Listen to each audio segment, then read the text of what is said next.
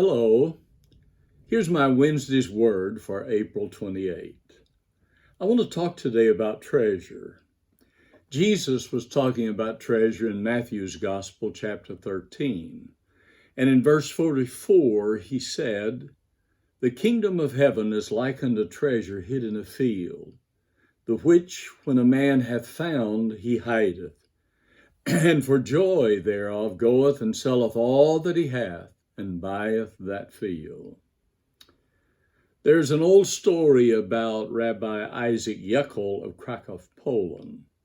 It seems the good rabbi had a series of dreams in which he was told to dig for treasure in the city of Prague, under the bridge which leads to the king's palace.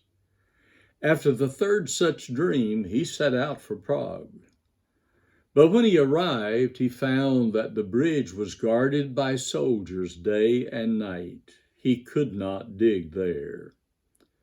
Finally, the captain of the guards, who had been watching him, asked Isaac if he was looking for something or waiting on someone.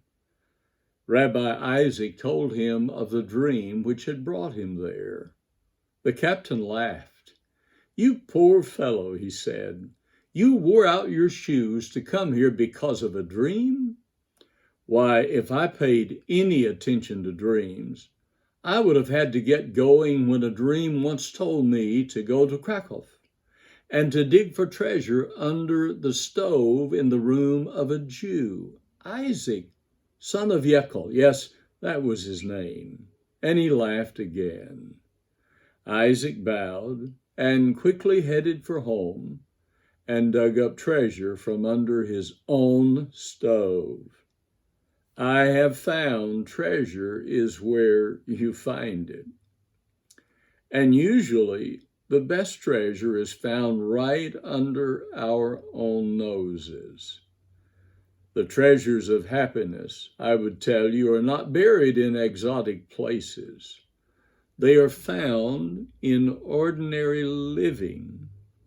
In that parable of Jesus over in Matthew 13, about the man who found the treasure hid in a field, probably it was in a place he had passed by 1,000 times before.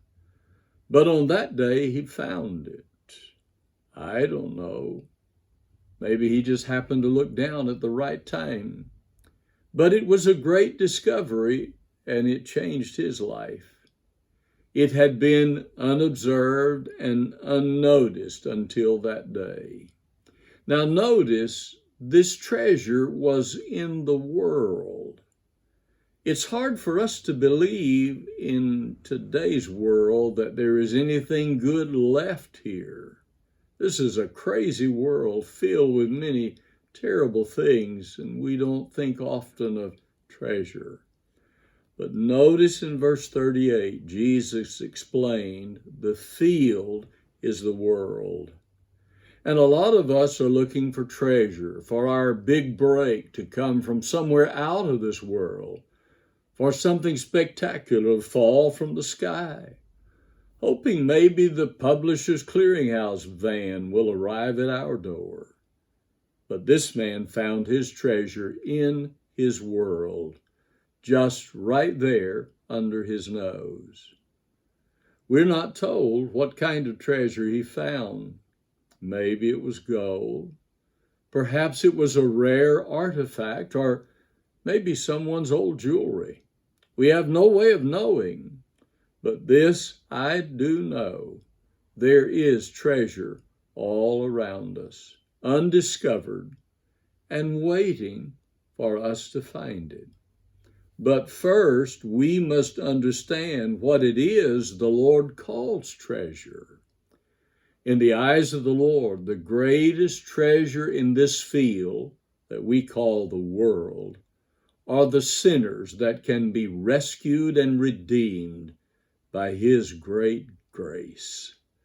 C.T. Studd, the British cricket star, missionary, and evangelist, wrote the following couplet a long time ago.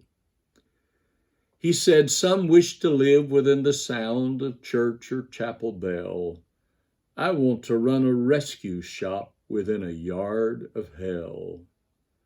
I wonder, do we realize there is treasure in the field where we live?